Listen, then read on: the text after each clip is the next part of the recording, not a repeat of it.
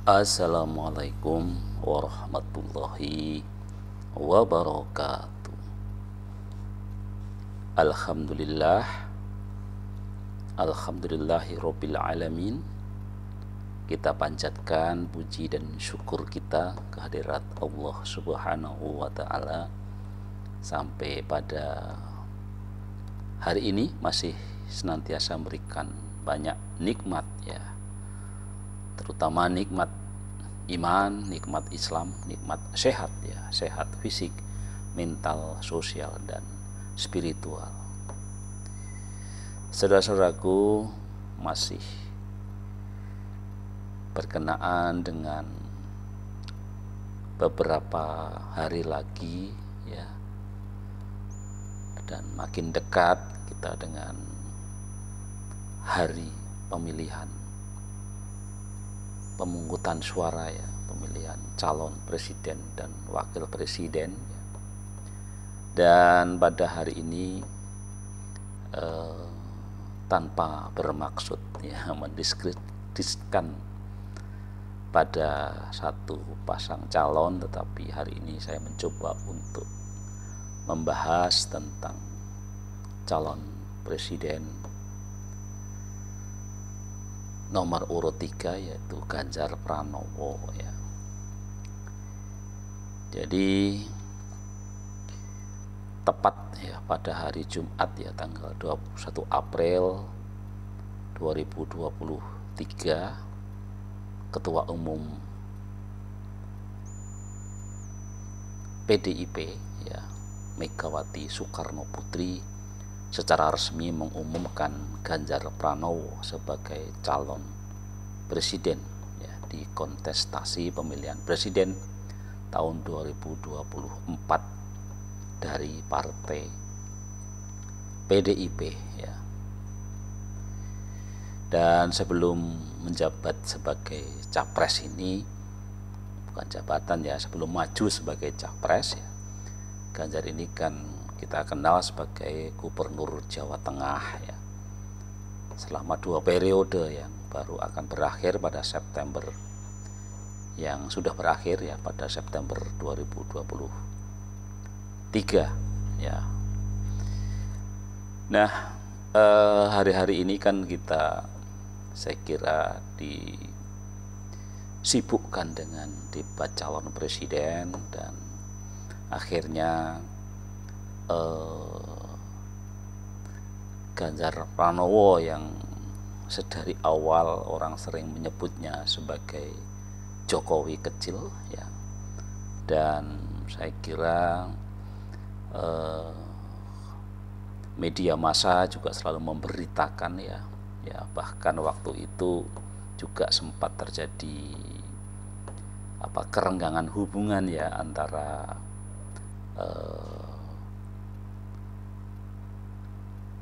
Megawati dengan Ganjar ya, karena dianggap dalam bahasa Jawanya itu kemelinti gitu ya. Jadi seakan-akan sudah begitu pedenya akan menjadi calon presiden yang akan diusung pada tahun 2024 ini ya.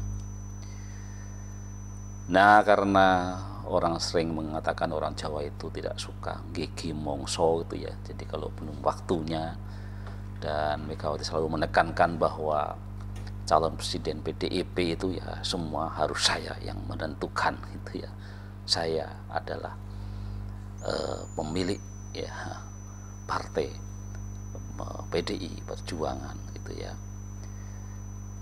Baik, jadi itulah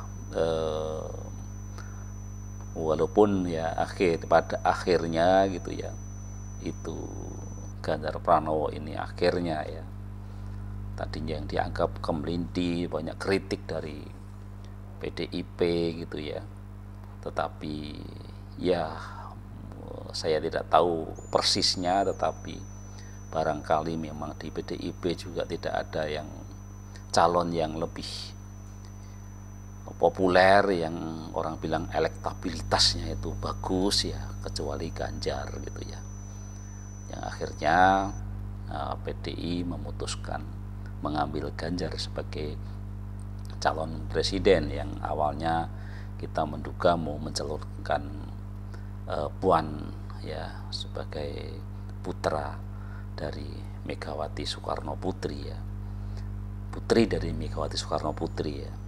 Tapi ternyata karena elektabilitasnya tidak kunjung memenuhi ya, akhirnya terpilihlah Ganjar yang sempat agak rame ya. Nah, kita tidak tahu ini ramenya ini rame main-main atau betul-betul rame gitu ya. Nah, pada hari ini ya terjadi perubahan sangat cepat ya, dan yang lebih menjadi bahan perbincangan ya karena Ganjar yang selama ini disebut sebagai Jokowi kecil, tetapi akhirnya Jokowi sendiri malah mendukung Prabowo gitu ya. Nah, disinilah tonggak perubahan besar terjadi gitu ya. Walaupun saya pribadi selalu sampai hari ini ya kadang-kadang masih belum percaya sepenuhnya tentang sesungguhnya PDI dan Jokowi ini betul-betul sedang konflik atau sesungguhnya ini juga sebuah permainan gitu ya. Karena sejarah panjang tentang hubungan Jokowi dan Ganjar ini kan saya kira jauh lebih panjang ya hubungannya dibanding konflik yang terjadi kali ini. Walaupun orang mengatakan ya politik memang bisa berubah gitu ya. Nah, yang ingin saya sampaikan di sini adalah saat ini dengan Jokowi mencalonkan Prabowo ya, dan Ganjar ditinggalkan oleh Jokowi gitu ya. Jadi kita seringkali juga terbius gitu ya dengan siapa Ganjar Pranowo kan gitu ya. Jadi hari-hari ini kita melihat ya apa yang tampil di permukaan itu Ganjar ini kan menjadi orang yang dianiaya gitu ya, teraniaya itu ya oleh Presiden Jokowi ya. Walaupun bagi saya pribadi sebenarnya sebuah kegembiraan ya untuk dalam konteks menuju jalan yang benar gitu ya. Jadi tetapi yang saya ingin sampaikan bahwa kita tetap harus berhati-hati gitu ya, atau ya hati-hatilah memilih, atau kalau nanti memilih ya pilihlah yang terbaik gitu ya. Nah, ada beberapa catatan tentang Ganjar ini ya. Selama Ganjar menjabat sebagai Gubernur Jawa Tengah ini kerap dikepung dengan problematika khususnya terkait lingkungan ya. Hal ini dapat terlihat dari semakin buruknya bencana ekologis seperti banjir di Semarang ya, ibu kota provinsi Jawa Tengah ya. Tak hanya itu, Ganjar juga kerap berkonflik dengan warganya sendiri karena terkesan lebih mengakomodir kepentingan investasi proyek strategis nasional Presiden Jokowi ya pada waktu mereka sedang bermesraan dulu gitu ya, dibandingkan kepentingan ruang hidup masyarakat lokal ya. Hal ini didukung dengan munculnya kasus konflik di Wadas ya, konflik di Penawangan, konflik pembangkit listrik tenaga uap di Batang dan Cilacap, hingga kasus di Kendeng ya, di Kendeng ya. Nah, meskipun demikian, Kementerian Lingkungan Hidup dan Kehutanan secara kontroversial sempat menobatkan Jawa Tengah sebagai peringkat pertama kategori pemerintah provinsi dalam kepemimpinan hijau, tapi hal ini mengundang respon dari masyarakat Jawa Tengah yang keberatan ya atas penghargaan lingkungan hidup yang diterima Ganjar ya. Hanya berselang beberapa hari, aliansi masyarakat sipil yang tergabung dalam Rakyat Jawa Tengah membalas penghargaan Kementerian Lingkungan Hidup dan Kehutanan itu dengan menobatkan Ganjar Pranowo sebagai Gubernur Perusak Lingkungan ya. Nah, gelar ini merupakan kritik bagi sang gubernur karena memiliki noktah hitam yang jelas dalam pengerusakan lingkungan di Jawa Tengah. Ya. Jadi inilah catatan hitam dari Ganjar Pranowo. Jadi kasus Wadas, kasus tadi Penawangan, ya, ini dan ada hal yang juga kita lihat dari sisi yang lain, ya, tentang kemiskinan misalnya, ya. Jadi Jawa Tengah ini ternyata memang berkurang kemiskinannya, tetapi dibanding tingkat nasional masih sangat jauh, gitu ya. Belum lagi juga di podcast sebelumnya sudah pernah saya sampaikan tentang kesehatan jiwa, ya. Jadi ternyata kasus bunuh diri, jadi ini mungkin juga relevan dengan kemiskinan tadi. Jadi Jawa Tengah ini adalah provinsi dengan angka kenaikan bunuh diri yang paling tinggi di Indonesia, ya. Jadi kalaupun banyak penghargaan gitu, ya, barangkali kita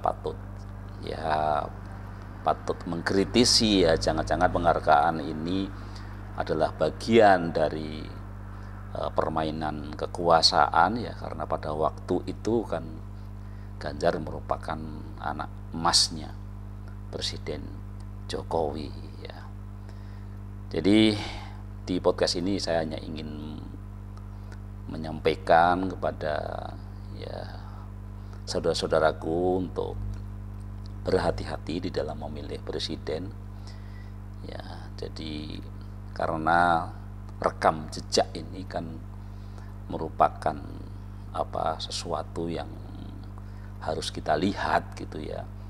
Jadi kalau kita boleh memilih, boleh menyarankan, ya, boleh berargumentasi, gitu ya. Ya, pilihlah presiden dengan rekam jejak yang bagus, ya. Memang manusia itu bisa berubah, gitu ya.